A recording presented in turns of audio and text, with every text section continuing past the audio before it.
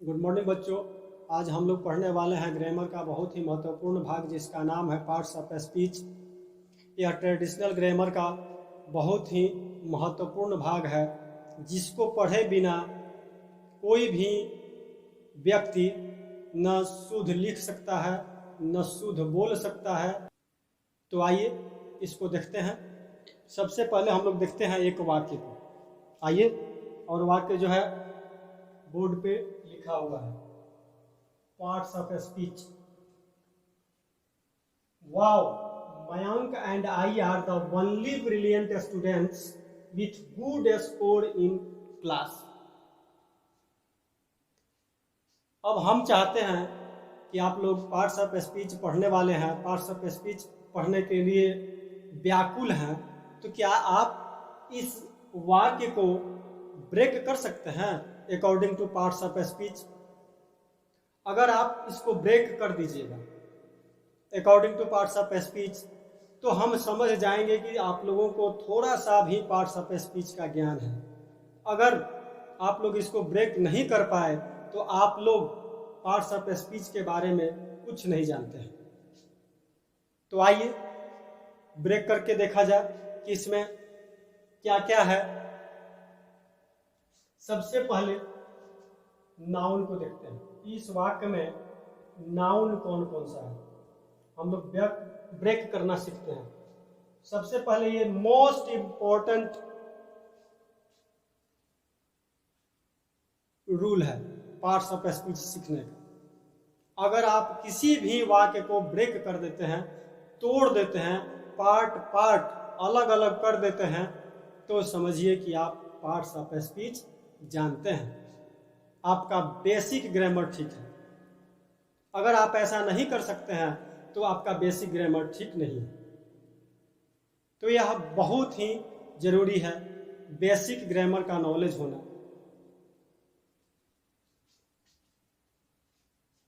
तो सबसे पहले हम लोग देखने जा रहे हैं नाउन। अब इस वाक्य में देखते हैं कि नाउन कौन कौन सा है। सबसे पहले यहां मयंक जो है नाउन है। मयंक, इसको हम लोग अलग करते हैं। मयंक, मयंक, मयंक के बाद इस वाक्य में स्टूडेंट नाउन है। स्टूडेंट्स, स्टूडेंट्स के बाद इस वाक्य में स्कोर नाउन है। स्कोर, स्कोर के बाद इस वाक्य में क्लास नाउन है। अब आप क्या बता सकते हैं कि मयंक कौन सा नाउन है? नहीं। तो आइए हम बताते हैं। मयंक प्रॉपर नाउन है। कौन सा नाउन है जी? मयंक प्रॉपर नाउन है। अब क्या आप बता सकते हैं जब मयंक कौन सा जेंडर है? तो मयंक मैस्कुलिन जेंडर है। क्या आप बता सकते हैं कि मयंक किस केस में है? मयंक का केस होगा नॉमिनेटिव केस। यह नॉमिनेटिव केस में है, यानी कि कर्ता कारक में है। क्या आप बता सकते हैं स्टूडेंट कौन सा नाउन है? तो स्टूडेंट्स जो है कॉमन नाउन है। स्टूडेंट कॉमन नाउन है, सिंगुलर नहीं है, प्लूरल है। प्लूरल है और जेंडर इसका है कॉमन जेंडर। इसका जेंडर क्या है? कॉमन है। उसके बाद हम लोग देखते हैं स्कोर। स्कोर कौन सा नाउन है? तो स्कोर आपका कॉलेक्टिव नाउन है। कौन सा नाउन है जी? कॉलेक्टिव नाउन है। और क्लास भी कॉलेक्टिव नाउन है। अब आप अपने दिल पे हाथ रख के हमको बताइए, क्या आप इतना चीज जानते थे? नहीं। तो पढ़ने के लिए पेशेंस चाहिए और एक अच्छा गुरु होना चाहिए। चलिए नेक्स्ट वर्ड को देखते हैं। लिखते जाइए, फटाफट लिखते जाइए। इसको हम इसको मिटा देते हैं, इरेज कर देते हैं। चलिए, अभी आप लोगों ने नाउन के बारे में इतना चीज जान गए। इसके बाद आपका वर्ड है प्रोनाउन। अब इस वाक्य में देखते हैं कि प्रोनाउन कौन सा है। हम प्रयास कर रहे हैं एक ही वाक्य में all kinds of parts of speech को दिखाने का प्रयास कर रहे हैं। आप लोग आराम से पढ़िए, ध्यान से देखिए, पेशेंस रखिए। तो इस वाक्य में हम लोग देखने जा रहे हैं कि प्रोनाउन क्या है। नाउन के बाद प्रोनाउन आता है। अलग अलग ग्रामेरियंस अलग अलग सेट तैयार किए हुए हैं। हम जो सेट तैयार किए हुए हैं इसका सेट नेक्स्ट वीडियो में आने वाला है, जिसमें मैं खुद पार्ट्स ऑफ स्पीच पढ़ा रहा हूं। आप लोगों को देखने के लिए मिलेगा नेक्स्ट वॉल्यूम में। ये वॉल्यूम 1 है पार्ट्स ऑफ स्पीच का। तो हम लोग इस वाक्य में देखते हैं कि प्रोनाउन क्या है, प्रोनाउन कौन सा वर्ड है। यहाँ देखिए ये आई जो है ये प्रोनाउन है, और ए भी जो है नोमिनेटिव केस में है, नोमिनेटिव केस में है, कर्ता कारक में है।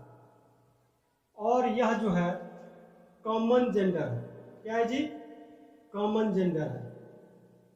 और सिंगुलर नंबर है। क्या है जी? सिंगुलर नंबर है, सिंगुलर नंबर है। तो आपने प्रोनाउन के बारे में ये चीज सीख लिया कि इस वाक्य में आई क्या है? प्रोनाउन है। जल्दी जल्दी लिखते जाइए। प्रोनाउन देख लिए इस वाक्य में। आपका नाउन हो गया, प्रोनाउन हो गया। अब हम लोग देखने जा रहे हैं वर्ब। इस वाक्य में वर्ब कौन सा है? तो यहाँ इस वाक्य में वर्ब जो है आर है, और आर जो है यहाँ इस वाक्य में मेन वर्ब है। अब आप लोग पूछिएगा कि सर हम लोगों ने तो पढ़ा है इज एम आर जो होता है ऑक्सिलरी वर्ब होता है, हेल्पिंग वर्ब होता है, यहाँ मेन वर्ब कैसे हो गया? तो मैं बताना चाहूंगा कि मेन वर्ब जब कोई क्या बोलते हैं, मेन वर्ब जो होता है वो सिंगल होता है, या फिर उसके साथ हेल्पिंग वर्ब भी आता है। लेकिन ऑक्सिलरी वर्ब जो है वो मेन वर्ब हो जाता है जब उसके साथ कोई मेन वर्ब नहीं रहता है। यानी एकदम भोजपुरी भाषा में आप लोगों को बताना चाहता हूं कि कहा भी गया है कि जहां गाछ ना वृक्ष वहां लेर प्रधान। वही बात यहाँ लागू हो रही है इस वर्ब के साथ। यानी कि जिस घर का मालिक ड्यूटी चला जाता है उस घर के बच्चे मालिक हो जाते हैं। किसी के आने पे वही उसका रेस्पेक्ट करते हैं और वही जाकर उसको चाय पिलाते हैं। इसलिए आप लोगों को अच्छी तरह समझ में आ गया होगा कि इस वाक्य में कोई मेन वर्ब नहीं है, इसलिए ऑक्सिलरी वर्ब ही यहाँ मेन वर्ब का काम कर रहा है। तो आई होप आप लोगों को ये चीज समझ में आ गया होगा। और आर क्या है? यहाँ मेन वर्ब है। चलिए नेक्स्ट देखते हैं। नाउन हो गया, प्रोनाउन हो गया, वर्ब हो गया। अब हम लोग देखते हैं इस वाक्य में एडवर्ब। इस वाक्य में एडवर्ब क्या है? तो इस वाक्य में एडवर्ब जो है वनली है। क्या है जी? वनली है। और वनली जो है इसको फोकसिंग एडवर्ब कहा गया है। क्या कहा गया है जी? Focusing adverb. यह फोकस करता है। क्या करता है जी? फोकस करता है, फोकसिंग एडवर्ब है। तो आई होप, मैं आशा करता हूं कि आप लोग अच्छी तरह से समझ रहे हैं। तो यहाँ वनली जो है यह फोकसिंग एडवर्ब है। इसके बाद नाउन हो गया, प्रोनाउन हो गया, वर्ब हो गया, एडवर्ब हो गया। अब हम लोग देखने जा रहे हैं एडजेक्टिव। अब इस वाक्य में देख रहे हैं कि एडजेक्टिव कौन सा है, कौन सा इसमें एडजेक्टिव है। तो इस वाक्य में ब्रिलियंट, ब्रिलियंट और गुड जो है एडजेक्टिव है। क्या है जी? ब्रिलियंट और गुड जो है एडजेक्टिव है। और यह आप इसको कह सकते हैं एडजेक्टिव ऑफ क्वालिफाई, नहीं सॉरी, इसको बोलिएगा आप एडजेक्टिव ऑफ क्वालिटी, क्या बोलिएगा जी, एडजेक्टिव ऑफ क्वालिटी इसको बोलिएगा। यह क्या है जी, ब्रिलियंट और गुड जो है एडजेक्टिव ऑफ क्वालिटी है। तो आपका नाउन हो गया, प्रोनाउन हो गया, वर्ब हो गया, एडवर्ब हो गया, एडजेक्टिव हो गया। अब आइए नेक्स्ट देखते हैं प्रीपोजिशन। इस वाक्य में देखते हैं प्रीपोजिशन क्या है। तो इस वाक्य में प्रीपोजिशन जो है विद है और इन है, और इसे आप बोल सकते हैं यह सिंपल प्रीपोजिशन है। क्या है जी, यह सिंपल प्रीपोजिशन है, आप लिख सकते हैं। क्या है जी, सिंपल प्रीपोजिशन है। तो सिंपल प्रीपोजिशन आप लोगों ने देख लिया। अब इसके बाद आप लोग देखिए, इसके बाद आता है कंजंक्शन। इसके बाद क्या आता है जी, कंजंक्शन आता है। तो इस वाक्य में कंजंक्शन क्या है, तो इस वाक्य में देख रहे हैं कि यह एक नाउन है और एक प्रोनाउन है, दोनों एंड से जुड़ा हुआ है। एंड जो है ये कंजंक्शन है। क्या है जी, एंड क्या है, कंजंक्शन है। और एंड को आप कोऑर्डिनेटिंग कंजंक्शन बोल सकते हैं। क्या है जी, यह है कोऑर्डिनेटिंग कंजंक्शन। खूब बढ़िया से समझिए, आपका जितना भी डाउट होगा सारा क्लियर कर देंगे हम। तो आप लोगों ने देख लिया कंजंक्शन, लिखते जाइए। अब हम लोग देखने वाले हैं इंटरजेक्शन। इंटरजेक्शन। अब इस वाक्य में हम लोग देखेंगे कि इंटरजेक्शन क्या है। तो इस वाक्य में इंटरजेक्शन है वाव। क्या है जी, वाव जो है यह इंटरजेक्शन है, और यह जो है इंटरजेक्शन ऑफ सरप्राइज का बोध करता है। क्या बोध करता है जी, यह है इंटरजेक्शन ऑफ सरप्राइज। क्या है जी, इंटरजेक्शन ऑफ सरप्राइज है। कौन सा, तो वाव। वाव क्या है, इंटरजेक्शन ऑफ सरप्राइज, जिसका अर्थ होता है वाह। मयंक और मैं कक्षा में 80 अंक प्राप्त करने वाले एकमात्र मेधावी छात्र हैं। तो अब हम लोग देखने वाले हैं last parts of speech, determiner. अब इस वाक्य में डिटरमाइनर कौन है, तो इस वाक्य में डिटरमाइनर है द।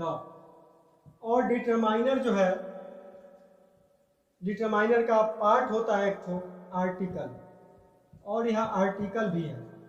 आर्टिकल है, और आर्टिकल जो होते हैं दो प्रकार के होते हैं, एक होता है डेफिनिट और दूसरा होता है इनडेफिनिट। तो यह जो है डेफिनिट आर्टिकल है। क्या है जी, डेफिनिट आर्टिकल है। तो आई होप आप लोगों को समझ में आ गया होगा कि पार्ट्स ऑफ स्पीच है क्या। तो यही पार्ट्स ऑफ स्पीच है, और यह जो है आपको यह क्या कहा जा सकता है, यह एक प्रकार का, इसको ट्रेलर समझ लीजिए, और ये पूरा फिल्म बाकी है। तो आई होप, आशा करता हूं कि आप लोग अच्छे तरीके से समझ गए होंगे। ये मेरा पार्ट्स ऑफ स्पीच का पहला वॉल्यूम है। नेक्स्ट वॉल्यूम 1-2 दिन में मैं अपलोड करूंगा। तब तक के लिए धन्यवाद। जय हिंद, जय भारत।